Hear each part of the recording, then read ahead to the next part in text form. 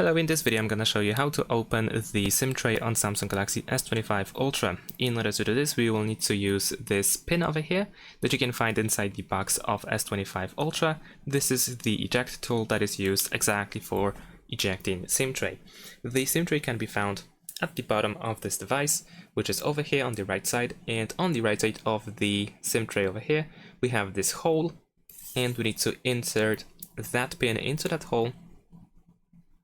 There we go. Once you are in, just push it in until the SIM tray comes out just a little bit. Once it comes out a little bit, you can use your fingers or fingernails in order to remove the SIM tray. And this is how it looks like.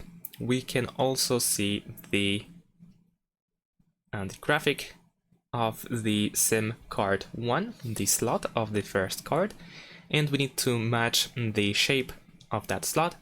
So in our case we have to do something like this, right?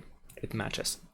So now we put it in, and now we can insert it back to the device. At the back, of course, we also have SIM 2, so if you want to insert another card, then you can do that. Keep in mind that unfortunately there is no protection for the SIM card so that it doesn't fall off. It comes out really easily, so you have to be really careful when you try to put it back in, because there is always a risk of dropping the SIM card. So let's put it back in. Of course, we need to match the shape. So over here we have this hole that we use in order to open it, so we make sure that we insert it back in the same way, and then try to push it with your finger so that it doesn't come out. And that is pretty much it. Thanks for watching, leave a like and subscribe to my channel, and see you in my next videos. Bye!